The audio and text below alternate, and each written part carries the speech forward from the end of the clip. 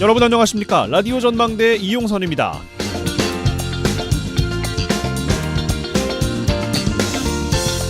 더불어민주당이 선거제 개편 결정권을 이재명 대표에게 위임하기로 했습니다. 당초 보도는 내일 전 당원 투표로 결정할 거라고 나왔습니다만 당 안팎에서 지도부의 책임 떠넘기기라는 비판이 강하게 제기돼 왔죠. 이제 총선 70일이 채 남지 않았어요. 민주당이 병립형과 준연동형을 양손에 쥐고 이러지도 저러지도 못하는 사이에 국민의힘은 벌써 위성정당을 창당하고요. 당명까지 정했습니다. 일찌감치 병립형 비례대표제로 당론을 정했지만 민주당이 준연동형제를 들고 나올 것을 대비한 거죠. 거대 양당의 독식을 막고 다양성을 보장하자는 원칙에서 나온 연동형 비례대표제의 변질을 그대로 보여줬던 게 위성정당입니다.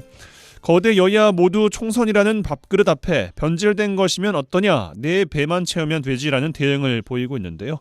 책임 있는 여당으로서, 신뢰받는 야당으로서 기본은 지킬 수 있기를 바랍니다. 오늘 라디오 전망대가 준비한 소식입니다. 지역 소식들 뉴스 브리핑 통해서 들어보고요. 매주 금요일 코너 민원 해결사 YMCA 토론 준비되어 있는데요. 오늘 YMCA 토론 시간에는 전남의 국립의대를 둘러싸고 순천대와 목포대가 손을 잡았습니다. 그 이야기 하나, 그리고 여순사건 특별법 시행 2주년을 맞아서 나오고 있는 여러 가지 이야기들 정리해 보겠습니다. 잠시 후에 뵙죠.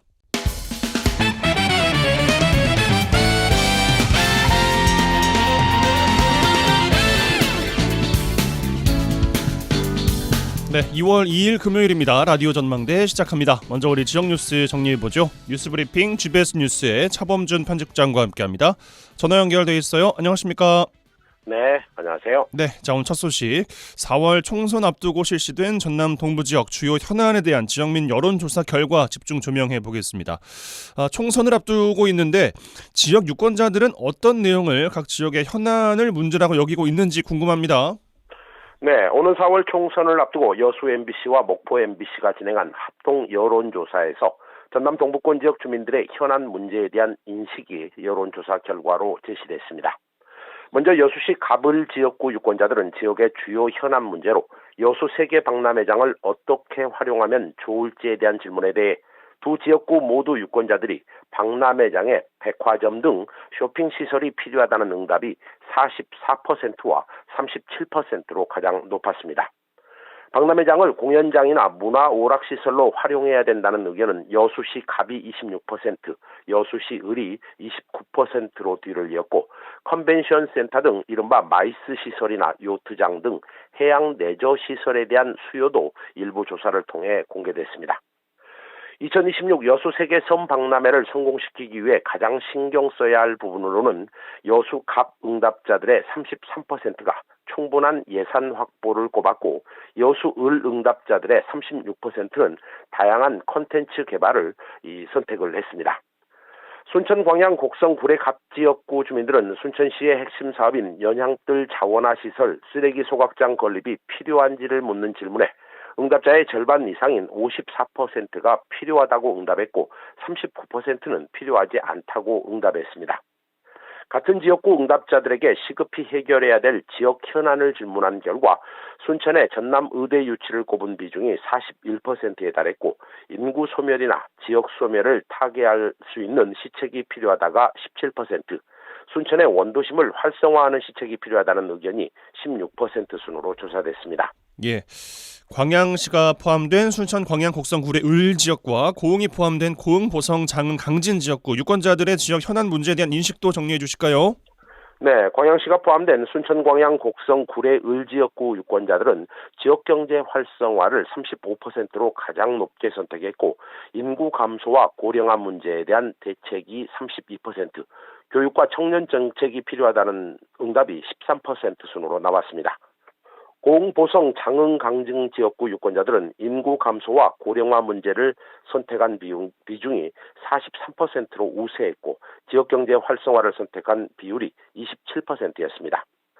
거주하지 않아도 지역에서 생활하는 인구를 늘리기 위한 전략에 대한 유권자들의 답변은 전남 동부권 5개 선거구 모두에서 하나같이 일자리 창출이 필요하다는 의견을 1순위로 꼽았습니다. 여론조사에 참여한 유권자들 모두가 공통적으로 언급하고 있는 지역경제 활성화 문제와 인구 감소, 고령화 문제에 대한 해답을 오는 4월 총선에서 출마자들이 어떻게 해답을 제시하는지 여부가 총선의 주요 이슈가 될 것으로 보입니다. 이번 여론조사 여수 MBC와 목포 MBC가 코리안 리서치 인터내셔널에 의뢰해 전라남도 순천, 광양, 곡성군, 구례군을 선거를 대상으로 1월 28일부터 9일까지 이틀 동안 진행됐고 응답률은 17%, 표본 오차는 95% 신뢰 수준 플러스 마이너스 4.4포인트입니다. 예. 알겠습니다. 자, 다음 여수로 가겠습니다. 최근 총선 앞두고 여수시 정치권에서 논란이 된 민주당 현역 평가 하위 20% 명단 유포 논란이 결국에는 고발과 경찰 수사로 이어지고 있습니다. 민주당 내부의 집안 싸움 본격화되고 있어요. 네, 여수경찰서가 22대 총선 더불어민주당 여수갑 주철현 의원 측이 고발한 현역 평가 하위 20% 명단 유포 관련 선거법 위반 사건에 대해 본격적인 수사에 착수했습니다. 여수경찰서는 지난 30일 여수 을선거구 김혜재 의원의 캠프 관계자와 여수 갑선거구 이용주 예비후보 캠프 관계자들을 상대로 고발장이 접수된 공직선거법 위반 사건을 지능범죄 수사팀에 배당하고 수사를 진행 중이라고 밝혔습니다. 앞서 여수갑 주철현 의원은 여수 을지역구 김혜재 의원의 특보와 이용주 예비후보 캠프 관계자들을 공직선거법상 허위사실 공표 및 형법상 허위사실 적시 명예훼손 혐의로 여수경찰서에 고발했다고 밝힌 바 있습니다. 예, 지켜봐야겠습니다만 여수 갑을 지역구가 하나로 줄어들 수 있다는 조바심도 있고 과도한 경쟁도 있을 테고 결국 후보 캠프 간 갈등으로 비화된 거 아니겠습니까? 네, 상대 후보 캠프 관계자를 경찰에 고발한 주철현 의원 측은 상대 후보 캠프에서 최근 민주당이 악질적인 가짜 뉴스라고 밝힌 바 있는 이른바 현역평가 하위 20% 명단을 문자나 카카오톡으로 다수에게 전파했거나 또 공개된 자리에서 공공연하게 밝히는가 하면 심지어 자신의 SNS 계정에 게시하는 등 불특정 다수의 유권자들에게 무차별하게 유포했다고 주장하고 있습니다. 주철현 의원은 언론을 통해 사안의 심각성을 잘 알만한 국회의원 특보나 전직 국회의원 보좌관, 또 도의원 등이 불순한 목적으로 명백한 가짜 뉴스를 적극 유포했다는 점에서 개탄스럽다며 수사기관의 철저하고 신속한 수사를 촉구하고 엄중하게 대처하겠다고 밝혔습니다. 예, 총선 다가오면서 후보들 간의 경쟁이 정말 치열해지고 있는데 선거에서 정책 대결이 실종되면 결국 정치권 모두가 유권자들로부터 외면받을 수 있다는 점 명심해야 될 것 같습니다. 자, 순천에서 마무리하겠습니다. 전남도가 순천시를 대상으로 한 감사에서 일부 공직자들이 현금 영수증을 부정하게 발급한 사실이 드러나면서 경찰이 수사에 착수했어요. 네, 전라남도가 순천시를 상대로 한 감사에서 순천시 관내 체육시설과 순천만 특산품 코너 일부 근무자들이 이용자들이 내는 시설 사용료 등에 대한 현금 영수증을 본인이나 배우자 또 자녀 앞으로 부적정하게 발급한 사실이 밝혀지면서 시민들로부터 비난을 받고 있습니다. 이 전라남도는 감사를 통해 순천시 소속 직원 1명과 공무직 직원 6명이 체육시설 이용자들이 내는 시설 사용료를 수납하면서 총 3,398건의 현금 영수증을 부적정하게 발급하는 수법으로 8,024만 3천 원의 현금 영수증을 편취했다고 밝혔습니다. 이들 순천시 공무원들은 자신뿐 아니라 배우자 자녀의 핸드폰 또 그리고 자녀의 주민번호를 이용해 현금 영수증을 발급한 것으로 드러났는데요. 이들은 순천시 공공시설물을 관리하면서 2017년부터 2020년까지 수영장 사용료 일부와 특산물 판매 금액을 현금 영수증으로 부정하게 발급한 혐의로 경찰 수사를 받고 있습니다. 예, 정리하면 세금을 좀 덜 내기 위해서 공공시설 사용료 현금 영수증을 허위로 발급했다는 건데 세금을 아끼기 위해서 공직자들이 불법 행위를 했다는 점에서 비난을 받을 여지는 충분해 보입니다. 네, 진 의원님 말씀대로 경찰 수사를 받고 있는 순천시 일부 공무원들은 연말정산 과정에서 세금 공제를 받기 위해 자신들이 근무하고 있는 근무처에서 가짜로 현금 영수증을 발급받은 것인데요. 이 세금을 아끼기 위해서 공공자산인 시설물의 영수증을 제멋대로 발급했다는 점에서 시민들로부터 비난을 받고 있습니다. 이 경찰 수사와 별도로 전남도는 순천시 지방공무원 A씨와 공무직 직원 6명 등에게 직원 관리와 부당한 행위 등에 대해 훈계와 문책 처분을 순천시에 지시했습니다. 전남도의 감사에 적발된 순천시 체육시설관리소와 순천만 보정과는 체육시설이나 공예특산품관을 운영하면서 이 거래 상대방이 현금 영수증을 요청하는 경우 현금 영수증을 발급하고 있는데 이 과정에서 이 직원들이 부당하게 현금 영수증을 허위로 발급한 것으로 알려지고 있습니다. 예, 알겠습니다. 뉴스브리핑 GBS 뉴스의 차범준 편집장과 함께했어요. 고맙습니다. 네, 고맙습니다.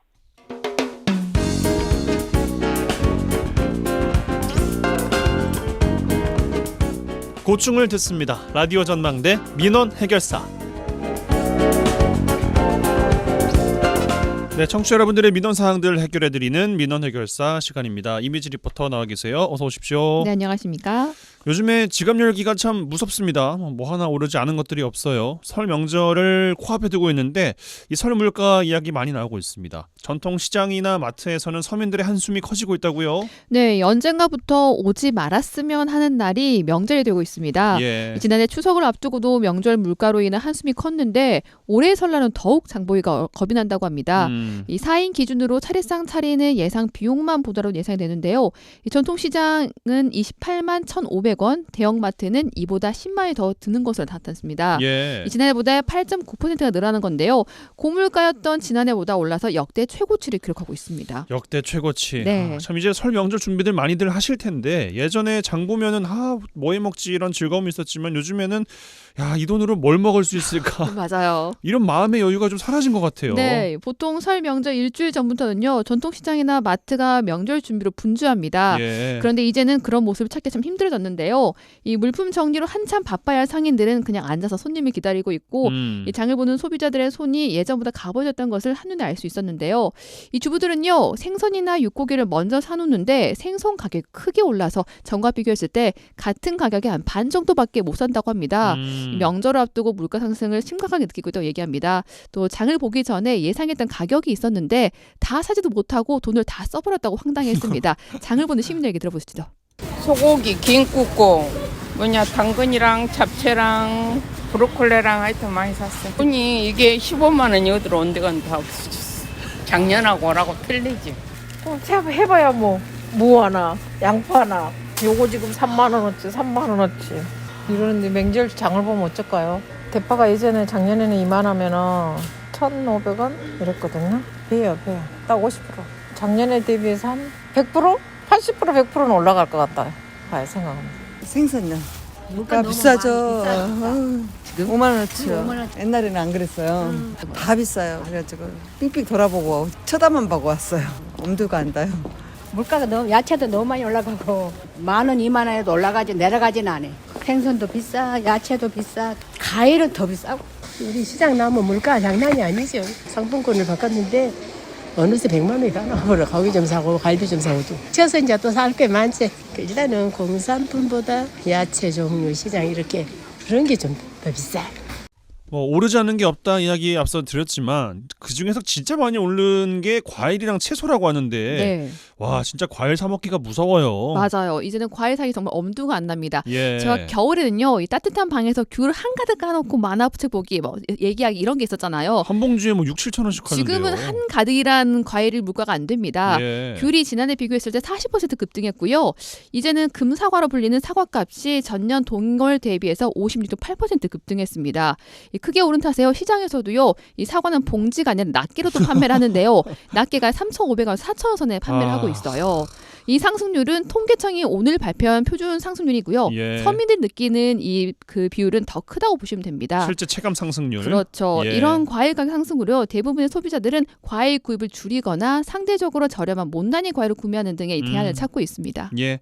아니 뭐 이제 손님들이 이런 실정이면 상인분들의 한숨은 더 크지 않겠습니까? 네, 맞습니다. 상인들은요, 아예 손님이 찾질 않으니 판매도 되질 않는다고 합니다. 예. 이 채소를 판매하는 상인은요, 신선한 채소를 빠른 시일 내에 판매를 해야 되는데 사는 사람이 많지 않으니까 물러지거나 상해서 버린 채소도 많다고 합니다. 또 원가 자체가 비싸서 최소의 마진으로 판매를 하지만 그 또한 비싸서 소비자들이 보기만 하고 그냥 가는 경우도 많다고 합니다. 또 사장은 청과점도 마찬가지인데요. 이 손님들이 가장 먼저 줄이는 품목이 과일이라는 게 한눈에 느낄 정도라고 합니다. 예전엔요, 이 명절 선물로 과일을 선호했잖아요. 이제는 가격이 너무 많이 올라서 선물한 사람도 줄어들었다고 얘기합니다. 상인 얘기 들어보시죠. 아예 안 돼. 그런 겨루가 안 줬잖아. 비싸니까 안 사고. 그리고 시장에 안 나와버려 사람들이. 근데 이 사람 한가하잖아. 엄청 많이 줄여졌지. 고추 한 박스에 10kg짜리가 16만 원, 17만 원 건지. 그걸 이러고 어떻게 하고 있는가. 멋이고 들어오는 가게에 배가 비싸졌죠. 그리고 사람들이 안 사 또 소비도 안 되고 비싸니까 그냥 안 사서 안 먹는다는 식이에요. 예전은 상고 안 되지. 지금 대목도 없어. 많이 비싸졌죠. 다른 때보다. 계속 올라요. 날마다 가면 올라요. 뭐 안 갖고 올 수는 없고 다 갖춰놔야 되고 사과, 배, 뭐 딸기 다 종류별로 다 비싸요 지금. 귤 진짜 만 얼마짜리가 45,000원이에요. 한 박스 5kg짜리. 많이 힘들어요. 뭐 대목이라도요 손님이 없잖아요. 보시다시피 일반에도 이렇게 안 해요. 엄청 대목이라도 사람이 없잖아요. 올해는 진짜 특히 더 그러네. 이 정부는 가격 안정을 위해서 각종 공급 할인 대책을 마련하고 있습니다. 이 농축산물 할인 혜택에서부터 배추, 사과, 배, 육류, 명태, 오징어 등 16개 설 성수품의 평균 가격을 전보다 낮게 유지하겠다고 밝혔습니다. 예, 그렇습니다. 뭐 높은 물가인데 뭐 설 명절은 안 보낼 수 없고 참 현명한 방법들 좀 주변에서 찾아보셔서 뭐 할인하는 뭐 상품권들 이런 것들도 좀 지역 상품권 이런 것도 좀 있더라고요. 참고하셔서 알뜰한 또 장 보시기 바라겠습니다. 민원의 결사 이미지 리포터와 함께했어요. 고맙습니다. 네, 감사합니다.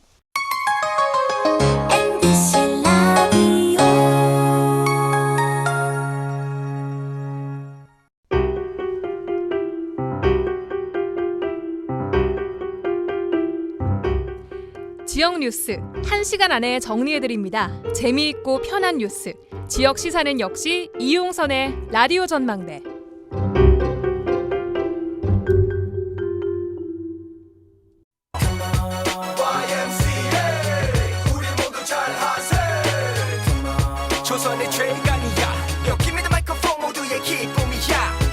더 이상 짜고 치는 고스톱은 없다. 우리도 대본 없이 토론한다. 지역 대표 스피커 두 분과 함께하는 YMCA 토론 시간입니다.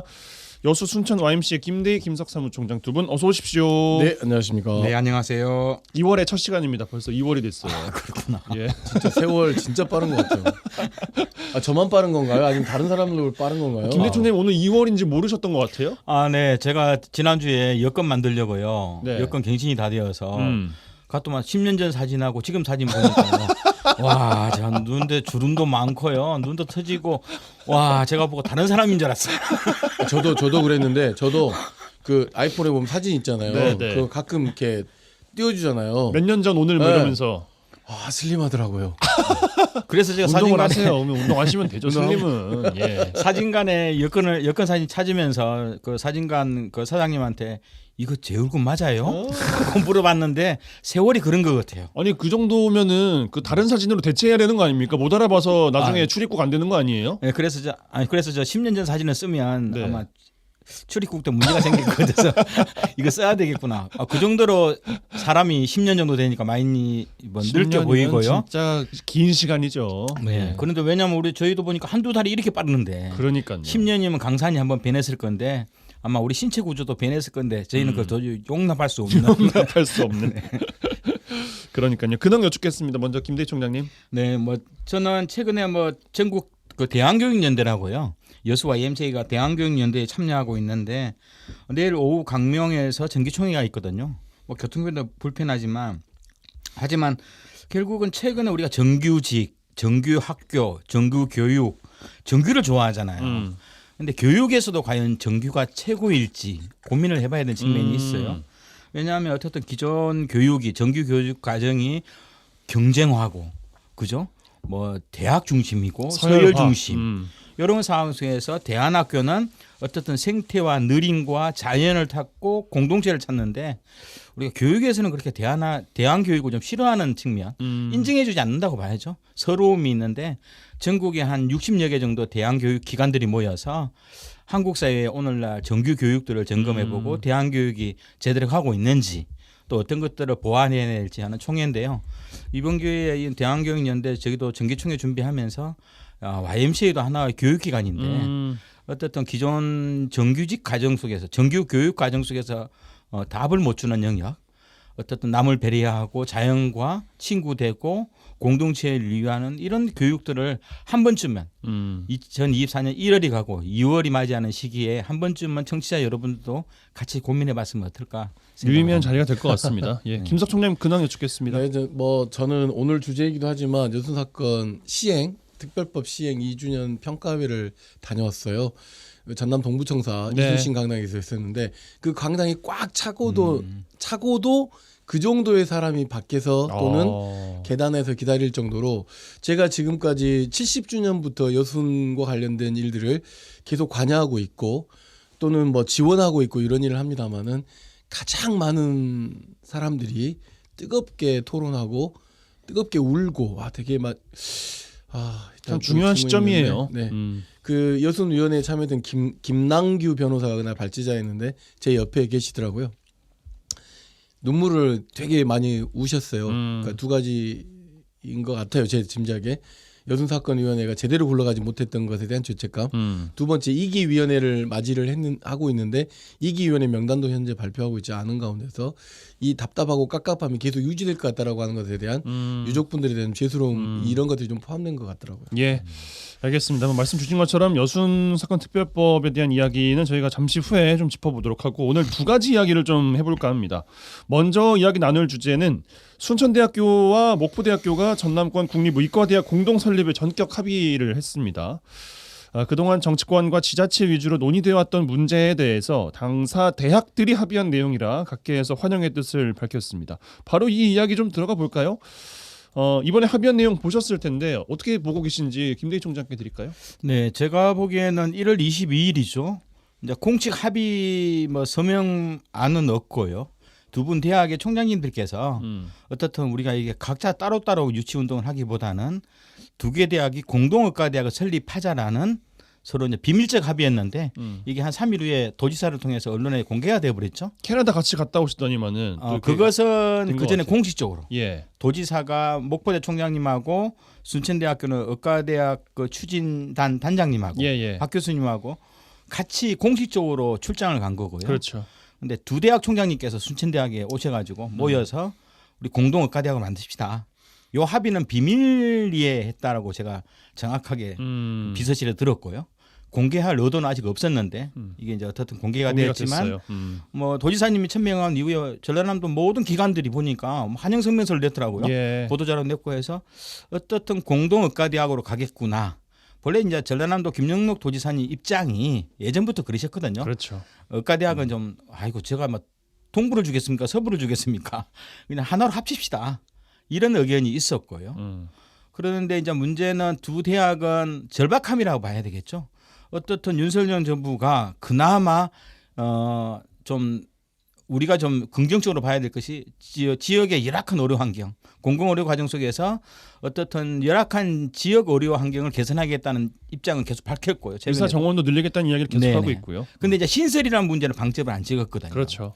그러니까 이제 전남 지역은 전라남도 지역은 의과대학 하나 없는데 절박한 거죠. 지금 차에 오르지 않으면 열차를 타지 못하면 영원히 못하기 때문에 어떻든 동부냐 서부를 떠나서 지금 전라남도의 의과대학 유치는 두 대학이 합의하면 된다라는 상황 속에 절박하게 마지막 카드를 쓰신 거거든요.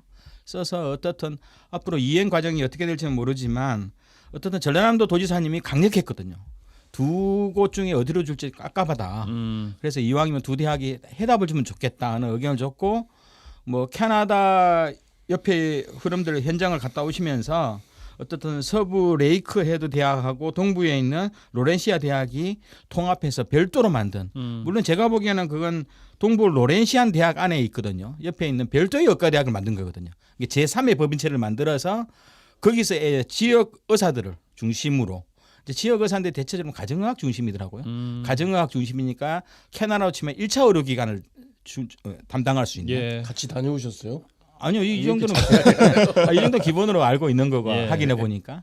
그래서 뭐 그런 개념이니까 우리하고는 약간 성향은 다르지만 우리는 어떻든 상급 종합병원을 원하는 의과대학인데 형식은 좀 따올 수 있을 만한 그런 그렇지만 어떻든 뭐 이 통합 과정인데 제3의 공간에 제3의 의과대학을 별도로 둘 수 있을지는 잘 모르지만 어떻든 목포대하고 순천대는 절박하다. 알겠습니다. 그만큼 이 공동 의과대학마저도 받아야 된다라는 좀 도민들 의견은 좀 있다. 김석 총장께 드리겠습니다. 그 순천대학교가 작년에 글로컬 대학 선정되고 나서 지금 여러 가지 지역 중심 대학으로서의 입지를 좀 다져가기 위한 조건을 갖고 있잖아요. 네. 그중에 이제 해결되지 않은 문제 중에 하나는 그 의과대학 문제였잖아요. 그래서 굉장히 폭넓은 지역사회의 참여 또는 지역 정치인들의 참여 이런 것들 중에서 계속 추진돼 왔던 건데 아마 한계는 분명했던 것 같아요. 교육부의 인가 또는 대통령으로부터의 어떤 결정 이런 것들이 있는 가운데서 지역에서 이제 의지할 곳은 사실은 전라남 도지사의 역할, 그다음에 지역 국회의원들의 역할 이런 거였는데 사실은 지지부진했던 것도 사실이지 않습니까? 예. 그런 가운데서 순천대학교, 목포대학교의 뭐 어떤 유치 경쟁, 그러니까 떡줄 사람은 생각지도 않고 있는데 유치 경쟁만 하고 있는 거 아니냐라고 하는 다소의 이제 모호한 비판도 좀 있었던 건 사실이죠. 이런 가운데서 전라남 도지사가 몇 년 전이죠, 하여튼 나오면서 그 의과대학 설립 관련해서 순천하고 그 목포대학교가 좀 공동을 유치하면 어떻겠냐라고 하는 그 입장이 크게 변화가 없었던 것 같고 예. 그런 것들을 이제 양측 대학 총장님들이 좀 합의를 해냄으로 인해서 그다음에 어디로 유치할 거냐라고 하는 문제를 공식적으로 의제에서 제외한 가운데서 전라남 도내에 의대를 유치하자라고 하는 어떤 그 공통의 의제로 확장한 것은 굉장히 좀 분명한 것 같긴 해요. 그러나 이제 다만 전남 동부 권역에 살고 있는 사람 입장에서 놓고 본다고 하면 굉장히 그 의료 복지와 관련된 여러 가지 조건들과 이것들을 나눈다고 했을 때 이제 향후에 이제 갈등 요소는 되게 많이 남아 있게 되는 거죠. 예. 특히나 전남 동부 지역은 더 갈등 요소가 생기는 겁니다. 그러니까 예를 들어서 순천대학교 의대 뭐 다른 곳에 병원 유치 이런 것들을 고민하고 있었던 그 여수 순천 광양에 뭐 시장을 비롯한 국회의원들의 나름대로 아이디어들이 있었잖아요. 그랬죠. 이 아이디어들이 그냥 일거에 그냥 사라지게 되는 일이 돼버리기 때문에 말은 못하고 있지만 부글부글 끓고 있을 거라는 생각이 들고요. 또 하나는 순천대학교도 모르겠습니다만은 그 김대희 총장 저를 비롯해서 그 순천대학교 의대 유치 협의회에 잠깐 이렇게 그 자문 비슷하게 좀 참여했다가 연락이 안 오더니 갑자기 이걸 전격적으로 이런 일들이 좀 이루어졌다라고 하는 것을 보면 아마도 뭔가 이렇게 그 전라남 도지사 주도의 이 의대 설립 관련된 그 논의를 이렇게 뭐랄까 그 반대라는 게 아니라 조금 더 순천대학교 주도적으로 할 수 있는 상황은 아니구나라고 하는 판단이 있는 가운데서 공동전선을 만든 것이다. 그러니까 잘한 일이긴 한데 조금 아쉽다. 최선은 아니지만 네. 불가피했다라고 두 분은 보시는 거잖아요. 네, 그렇습니다. 근데 이제 저희 방송에서도 논의하게 되나요? 전남 지역의 정치의 중심은 목포다. 이런 역할을 저는 개인적으로 이야기하고 싶고 이게 25일부터 언론 나갔을 때 저는 관심 있게 보는 사람이 한 명 있거든요. 예. 목포 국회의원인 김원희 의원 그렇죠. 동향을 저는 보는데 김원희 의원이 25일 정도에 페이스북에 올렸는데 그게 의미심장하거든요. 좋다. 이 공동 합의의 조건이 있다. 목포대학교가 의대하고 부속 대학병원을 만드는 전제 조건 하에 여기 동의한다. 이 말은 뭐냐 하면 그래도 몇 년 전부터 계속 그 도지사께서 목포 좀 서부 쪽에 의과대학이 어떻냐 이야기를 하셨거든요. 하고 병원은 좀 어떻든 뭐 동부하고 서부하고 뭐 어찌 고민해보되 의과대학은 좀 어떠냐 이런 이야기를 뭐 자주 하셨거든요. 사석에서도 그런 이야기를 기자들한테 많이 들었는데 이번에도 뭐 도지사님은 양쪽 다 병원을 주겠다 그랬다고요. 병원은 양쪽인데 문제는 의과대학이거든요. 대학을 어디다 병원을 네. 주는 사람이 전라남 그러니까 아닌데 뭘 어쨌든 병원을 준다만다는 그런 표현 양쪽에다 병원을 두고 의과대학 문제는 합의 보자 이랬는데 방점은 약간 서부 지역에 있다라는 뉘앙스가 있었거든요. 있었고 김원희 의원의 이 말은 의미심장하거든요. 목포 쪽은 결국은 목포대학교의 의과대학하고 대학 본원이죠. 부속병원에 대한 것은 절대 놓치지 않았다. 뭐 아직 그런 이야기들이 될 만큼의 어떤 그 의대 설립 또는 이런 이야기가 공식화되고 있지 않은 문제이기 때문에 그냥 일단 손만 잡은 거잖아요. 네, 그냥. 일단 예. 뭐 먼저 선점해보자고 하는 정치적 의도라고 생각되고 예. 이왕에 양쪽 대학에서 합의했다고 한다면 전남 지역 의료복지 특히 전남 동부 지역에 대한 의료복지 문제가 그 좀 더 손해라는 표현이 되게 애매합니다만은 그렇지 않도록 하기 위한 노력이 좀 필요한 것 같고 양 대학이 합의했다고 되는 건 아니기 때문에 이제 필요한 것은 자치단체장들 그다음에 지역 정치인들이 어떻게 하면 이걸 의과대학 설립 문제로 갈 것인지 아니면 그 뭐 이렇게 국립의대뿐만 아니라 다른 뭐 의료와 관련된 내용으로 갈 것인지에 대한 충분한 협의와 논의가 좀 필요할 것 같고 이게 좀 진정성이 있으려고 한다면 지역 국회의원들 간에 좀 연대 모임도 좀 있어야 된다. 글쎄요, 참 쉽지 않을 겁니다. 총선 시즌 앞두고 지금 고소고발이 난무하고 있는 이 시점에서 어떻게 정책 연대를 할 수 있을지 참 답답합니다만 어쨌든 기존과는 다른 셈법을 해야 된다는 것에는 분명한 것 같아요. 근데 지금 현재 국회의원들이 힘이 없는 타이밍이잖아요. 그렇기 때문에 4월 총선 끝나고 나면 이 합의가 과연 계속 유지될까라고 하는 조금 의구심은 좀 있습니다. 반대로 말하면 유권자들이 이번 전남권 양 대학의 합의에 대해서 통합 유치에 대해서 어떤 뭐 메시지를 좀 던지는 것도 유의미하지 않겠습니까? 어떤 이야기를 좀 할 수 있을까요? 제가 보기에는 어떻든 메시지는 같이 이제 의과대학 만든다는 저 동의하는 거고요. 조금 더 유리한 거를 우리 지역에 잘 주도록 좀 힘 좀 써봐. 뭐 이렇게밖에 안 될까요? 그러면? 근데 이제 김의원 의원이 혼자서 하는 거 하고요. 동부 쪽에 있는 5명 국회의원하고 봤을 때 김의원 의원 혼자 잘하더라고요. 어떻든 국회의원 절박한 거잖아요. 그 지역 시민들의 보건과 의료를 위해서 김 의원이 한문을 판 거고요. 이거 하나만은 내가 기필코 확인하고 가겠다 뭔지 이런. 근데 이제 동부 지역 의원들은 이 절박함이 없더라고요. 문제는 절박하면 이기거든요. 절박한 사람만이 승리할 수 있는데 이 절박함이 좀 적어서 저는 4월 총선 때 그걸 좀 공론화하는 계기로 좀 했으면 좋겠다. 알겠습니다. 자, 다음 주제도 있는지라 다음 이야기도 좀 해보겠습니다. 여순 사건 특별법 이야기인데요. 시행 2주년을 맞아서 순천에서 김석 총장 말씀 주신 것처럼 평가회가 열렸고 많은 분들이 참석한 가운데 많은 이야기들이 오갔다고 들었습니다. 그 자리에서 나왔던 이야기 좀 더 해주십시오, 김석 총장. 네, 일단 뭐 분명한 것은 일단 시간표를 좀 제가 먼저 말씀을 드려야 할 것 같아요. 일단 여순 특별법이 1010만 국 끝에 2021년 7월 20일 날 제정되었고 준비 기간이 필요해서 6개월 후인 2022년 1월 21일 날 시행이 되었어요. 그리고 조사 개시가 결정된 날이 2022년 10월 6일입니다.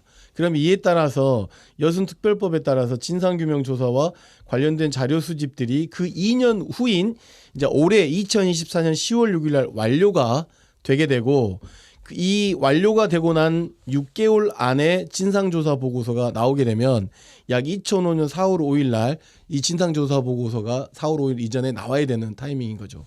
그러니까 무슨 이야기를 드리고 싶냐면 여순특별법이 만들어진 건 굉장히 쉽지 않았습니다. 법률이 쉽지 않게 통과됐음에도 통과됐던 여러 가지 이유가 있는데 많은 것들을 양보하고 시작했어요. 첫 번째는 상임위원을 양보했습니다. 상임위원, 그러니까 무슨 이야기냐면 걱정했던 문제가 그대로 드러나는 거죠. 이거를 전담해야 될 상임위원이 없다 보니까 공무원 주도로 이 위원회와 전라남도 실무위원회가 굴러가고 있다 보니까 유족들이 원하는 거, 지역사회가 원하는 거 소통이 되고 있지 않은 문제가 생긴 거예요. 사람이 바뀌어버리고. 그렇죠. 무슨 이야기냐면 진화위원회도 그렇고 제수4.3위원회도 모두 다 상임위원이 있어. 이 상임위원들이 지역을 돌아다니면서 촉구하고 부족한 것을 만들어내고 제도화하고 뭐 법률 개정안을 내놓고 이랬는데 이런 것들이 없어지다 보니까 결국은 우리는 그냥 법은 만들어 놓고 법이 잘 되겠지라고 기대하고 있었던 거죠. 그다음에 두 번째는 뭐냐면 이 법에서 조사 기간을 2년으로 한시적으로 했다는 거죠. 이것 또한 조사 기간을 무한정으로 하고 있는 제주 4.3법이랄지 이런 걸 놓고 보면 이 법이 좀 개정돼야 되는 여러 가지 한계를 가지고 있는 거고. 세 번째는 이 여순위원회와 실무위원회가 있는데 여순위원회는 정부 부처에 있는 사람들과 우리 유족들이 참여하는 그 중앙 정부의 위원회라고 보시면 되고 실무위원회는 전라남도에 있는 그 조사받고 뭐 이런 것들에 대한 그 실무위라고 볼 수 있는데 여기를 주관하고 있는 분은 전라남도지사예요. 역시나 많은 사람들은 전라남도지사가 제 역할을 하지 못했다라고 하지만 이 법이 가지고 있는 한계가 좀 그런 것 같아요. 그러니까 무슨 이야기냐면 실무위원회에 대한 운영 관련된 문제에서도 법의 한계를 벗어난다 하더라도 좀 적극적일 수 있는 실무위원회 역할이 대단히 좀 필요하다라고 하는 그런 이야기들이 좀 나왔고 가장 이제 나왔던 것 중에 하나는 진상조사 보고서 기획단에 관한 이야기입니다. 진상조사 보고서 기획단이 15명 중에 그다음에 기본적으로 기존에 있는 위원들, 그러니까 정부에서 정하는 위원들 5명 빼놓고 나머지 10명 중에 유족 대표 1명 빼고 나머지 9명은 이미 우리가 알다시피 뉴라이트 계열 또는 군사 편찬했던 사람들이 여기에 위원회에 들어가다 보면 무슨 일이 생기게 되냐면 진상조사를 보고서를 쓰는 것이 굉장히 중요한 과정에서 이 위원회에서 결정해야 되는 의견들을 진상조사 보고 작성하는 기획단과 협의하는 과정들이 이루어지게 됩니다.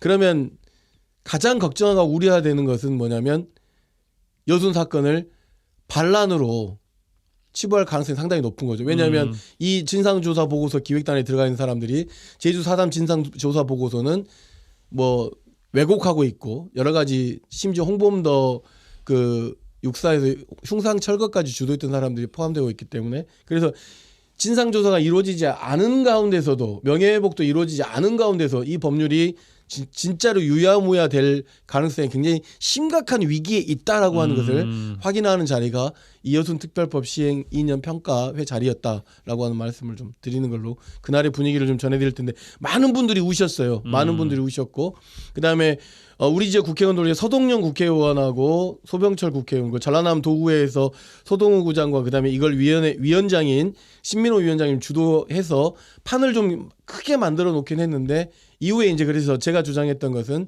지역이 혼연일체가 돼야 된다. 그리고 진상조사 보고서 기획단 재구성 또는 해체를 위한 투쟁본부로 똘똘 뭉쳐야 된다. 뭐 이런 이야기를 좀 하고 놓았습니다. 김대희 총장님께 시행 2주년 맞아서 어떤 말씀 좀 주고 싶은지 여쭙겠습니다. 어쨌든 2년 전에 이 법이 나왔을 때 우려했던 것이 기간의 문제. 하지만 이제 제주도의 사례를 보고 20년 동안 6번에 걸쳐서 시행령을 바꾸면서 좀 무한정하게 계속 개정하면서 내용을 변화시키면서 어쨌든 도민들이나 유족들이 가지고 있던 4.3과 관련된 제주 도민들이 가졌던 아픔들을 이루 만지면서 갔거든요. 그래서 거기에 대한 한가닥 희망을 가지고 좋다 우리 2년이지만 계속 연장하면 되겠다 하는 생각을 가졌던 그 안일함 이것이 정권을 바뀌면서 좀 낱날이 없어져 버렸는데요. 그때 저희들도 가장 좀 문제 제기했던 것이 보고서 작성과 관련된 기간과 또 이 기능들을 준비 안 했던 것에 대한 우려들 그것이 적나라하게 좀 문제점이 나와버렸는데요. 저는 최근에 보면서 더 이상 우리가 생각하기도 힘들었던 또 생각하면서 설마 했던 영역들이 벌어지고 있다. 좀 이런 영역들 때문에 굉장히 우려스러운 거고 한편으로는 유족들하고 시민사회 그리고 지방정부가 좀 똘똘 뭉쳐야 된다. 그리고 순천과 여수, 광양, 구례 등 이 전남 지역에 있는 지방 기초자치단체도 똘똘 뭉쳐야지만이 같이 이 문제를 해결할 수 있다. 그런데 이제 이런 과정들이 진행되면서 사실상 유족도 상처받고 시민사회도 상처받고 다 이랬거든요. 그러면서 결국은 지방정부나 기초정부도 이 시민과 유족들하고 함께 좀 가야지만 이 문제를 풀 수 있는 거고요. 특히 이 법 제정 과정에 지역 국회의원들 많이 고생했죠. 다시 한 번 더 이제 고생하면서 혼연일체되어서 지방정부나 기초도 이 유족들하고 시민사회, 지역 국회의원들하고 공동 입장을 좀 취해야 된다. 강력하게. 그러면서 어떻든 이 판을 깨더라도 좀 같이 지역의 입장들을 단일하게 가는 쪽으로 가지 않으면 그냥 그대로 갈 것이다. 특히 이제 우려하시는 것이 보고서 작성 기획단이 만드는 이 보고서를 외부 용역으로 주려고 하는 거거든요. 그러면 이제 뒤에 확인하고 하는데 이게 뭐냐면 명예회복위원회, 중앙위원회와 도단위의 실무위원회, 그러면 보고서 그 작성 기획단은 외부 용역업체하고 각자 따로따로 놓을 수 있는 흐름들. 이건 막을 수 있는 것은 지역이 유족기, 시민사회와 지자체가 혼연일체되어서 지역 정치인들하고 같이 다시 준비하는 것. 이것이 대안이라고 좀 볼 수 있습니다. 판을 깨야 된다라고 하는 것에 대해서 김대희 총장이 말씀하셨는데 그 판을 깨는 일을 김대희 총장이 뭐 제가 좀 해야 될 것 같다는 생각을 좀 합니다. 특별법 위에 잘 될 거라고 생각했는데 여순 사건에 대해서 모두가 다 아는 것 같지만 잘 모르더라고요. 그날 이 평가회에서도 그날 평가회에 와가지고 알게 된 사실들이 너무 많은 거예요. 유족들도. 그래서 이건 아니다라고 하는 생각을 가졌고 뭘 모르셨고 뭘 알게 되셨다는 거예요? 그러니까 그 명예회복과 관련해서 유족들이 그 희생자 또는 유족을 신청했을 거 아닙니까? 예. 그러면 그게 다 받아들여진다거나 아니면 어느 정도가 인정됐다거나 이런 것들에 관한 사항까지도 몰랐던 것들이 너무 많았고 전라남 도의회에서 제정한 조례에 의해서 그 유족들에게 위로금 10만 원 이런 것들 지원하게 돼 있는데 그거를 받게 된 것도 오늘 알게 됐고 이러다 보니까 뭐냐면 중간에서 이런 것들을 지원하는 사람들도 여러 가지 문제가 있겠지만 어쨌든 그런 상황들이 좀 생긴 건데 방금 김대희 총장님 이야기하신 것처럼 유족, 시민사회, 언론계, 정치권, 지방정부 학계가 똘똘 뭉쳐야 되는 상황이다라고 하는 말씀을 좀 드리는 걸로 하고 그다음에 어차피 지금 제주 4.3 진상조사 보고서를 비난하는 사람들이 지금 여순 사건 진상조사 보고서 기획단으로 들어가고 있는 거거든요. 제대로 채택될 수 없다고 보는 거잖아요. 그렇다고 한다면 지역사회에서 여순 연구자들과 꽤 있기 때문에 여순 연구자들과 시민이 쓰는 진상조사 보고서 기획단을 만들어야 된다라고 하는 그런 의견도 나왔습니다. 한 가지 더 드리고 싶은 말씀은 이 여순 사건 특별법이 누구누구 어느 지역 누구누구 때문에 만들어진 건 아닙니다. 역사적 흐름에 의해서 만들어진 것인데 마치 유족이 무엇인가를 질문하러 왔는데 그건 된다 안 된다라고 하는 판단은 지금 여순위원회에서 하는 거고 여순실무위원회에서 하는 거거든요. 전라남도 중간에 어떤 시민단체가 끼어가지고 이게 된다 안 된다라고 할 수 있는 상황이 아니에요. 그런 역할을 하고 있는 곳들이 꽤 많이 있기 때문에 이제는 그런 것은 좀 내려놓고, 그러니까 제밥은 좀 내려놓고 이제 진상조사 보고서 제대로 쓰이지 않으면 모두가 다 역사의 죄인이 될 가능성이 높습니다. 그러니까 이걸로 좀 똘똘 뭉쳐야 됩니다. 저는 전남 동부 지역 도지사님뿐만 아니라 동부 지역 국회의원들이 해야 될 것이 어떻든 이게 진상 접수를 좀 받아 보니까 물론 이제 7,400건 정도가 들어왔는데 현재 지금 진상규명으로 결정된 것은 7.6%, 560건 정도밖에 안 되거든요. 너무 터무니없어요. 무슨 이야기냐면 이걸 조사하는데 10년 걸린다는 뜻입니다. 네. 그러니까 현재는 인정하는 시간만도 진상조사 보고서가 중요한 게 아니라요. 예. 아직 대부분 93% 정도는 아직 검토도 안 해봤잖아요. 그리고 올라가지도 안 했고 열지도 못했어요. 네, 그러니까 예. 이것은 그걸 핑계로 좀 보고서 문제를 특히 이제 2년 더 연장하자는 이야기를 요걸 핑계로 예. 연장하고 진상 보고서는 차후에 다음에 정권이 바뀌면 논의하던 일단은 진상 접수를 받아야 되는 거 아닙니까? 아니 중장님 그렇게 이야기하시면 안 돼. 조사 기획단이 이미 만들어져 버려서 위촉을 받아버린 상황이기 때문에 이미 스타트를 해버렸어요. 그러니까 이것을 다시 미루는 문제는 지금 현재 4월 국회 끝나고 나서 법을 개정하든 어쨌든지 간에 그런 투쟁으로 가더라도 지금 현재는 진상조사 보고서 기획단과 관련되는 이 문제를 집중적으로 해서 뭐 해야 되는 거 뻔히 알고 있어요. 법률, 조직, 시간의 한계가 있기 때문에 이 자체가 지금 왜곡돼서 왜냐하면 이 법률 자체가 진상규명과 명예회복을 통한 민주주의와 국민화합이에요. 목적이. 진상규명이 이루어지지 않은 가운데 명예회복이 이루어질 수 없어요. 근데 모두 이 일의 범주가 진상규명의 무게중심 실려는 게 아니라 명예회복의 무게중심 명예회복이라든 희생자냐 유족이냐, 이 희생도 국가에 의한 희생이냐라고 하는 것은 되게 애매하게 처리할 가능성이 상당히 높기 때문에 이여순 사건에 대한 실체가 그리고 이미 밝혀져 있어요. 진화위의 1차 보고서도 있고 4.3 그 진상조사 보고서도 있기 그렇죠. 때문에 예. 이미 만들어져 있는 것들이 있거든요. 그렇기 때문에 그리고 여순 연구자들도 있고 주변에 우리가 함께 할 수 있는 사람들이 많이 있기 때문에 진상조사 보고서 기획단 이대로 운영된다고 하면 왜곡될 가능성이 높다라고 하는 건 불을 보듯 뻔한 것이기 때문에 시민기획단을 통해서는 우리가 먼저 진상조사 보고서를 만드는 것을 해야 되고 김대 총장님 말씀하신 것처럼 법률 개정에 대한 문제는 4월 총선 이후로 그다음에 이 4월 총선 과정에서 우리가 공약으로 제시하게끔 또는 민주당 국민의힘뿐만 아니라 우리 지역에 출마하고 있는 모든 후보자들에게 이걸 좀 공약으로 내세우게끔 하는 뭔가 결단과 이게 아니면 그냥 느슨한 일이 돼버리면 이것도 그냥 유야무야 흘러가서 왜곡된 진상조사 보고서 받을 수 있는 상황밖에 안 될 거라고 생각해요. 김대 총장께 드리고 마무리하겠습니다. 예. 어떻든 뭐 기간이 짧았지만 많은 유족 피해자들이 유가족들이 어떻든 7,500건 정도 접수를 해서 그나마 대부분 아직 보지도 못했어요. 실무위원회에 올라가지도 못했고 그리고 뭐 아직 어떤 내용인지 모르는데 한 500건 정도만 일단 결정 난 거 가지고 이 역사적 내용을 판단하기는 힘들다. 그래서 어떻든 기간도 더 늘어야 되고 그리고 각각의 기구와 조직 역할들이 현재 지금 도민들이 원했던 유족들이 원했던 영향하고 전혀 다른 방향으로 가기 때문에 여기에 대해서도 여수 시민들이나 순천 시민들 같이 좀 이 문제에 관심을 가지고 다시 좀 판을 만들어 나가는 구조로 만들었으면 좋겠습니다. 예, 김석 총장님 덧붙일 말씀 있으십니까? 네, 뭐 희생자 416명, 유족 1,926명이 좀 현재 결정된 상황이다라고 하는 사실을 좀 알려드리면서 일단 좀 똘똘 뭉쳐야 된다. 똘똘 뭉쳐야 되고 시민단체도 할 수 있는 역할을 좀 방치하면 안 되겠다라고 하는 역할을 좀 해낼 수 있도록 많은 좀 관심을 좀 가져주시기 바랍니다. 예, 알겠습니다. YMCA 토론 이번 주 시간 이 정도로 마무리하겠습니다. 여수 순천 YMCA 김대희 김석 사무총장 두 분과 함께했어요. 두 분 고맙습니다. 네, 감사합니다.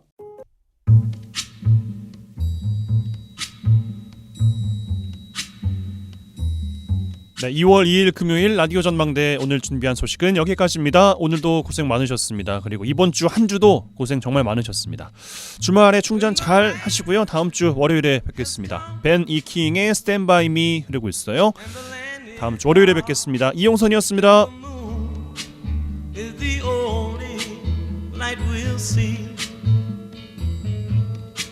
No, I won't be afraid. Oh, I won't be afraid. Just as long as you stand by me. So, darling.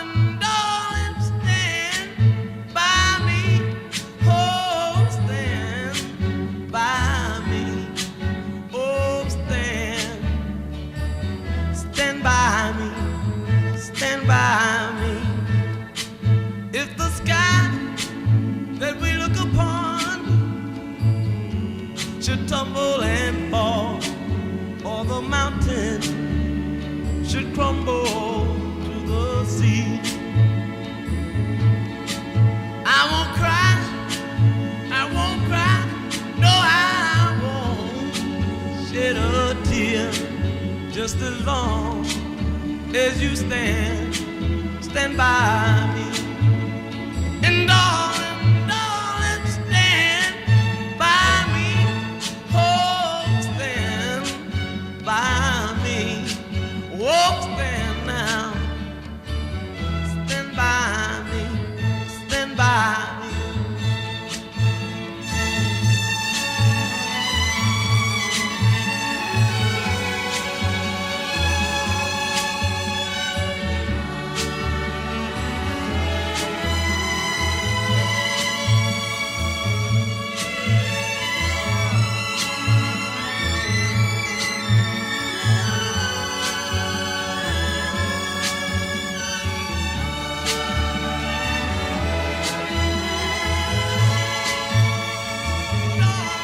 Darling, stand by me, oh, stand by me, oh,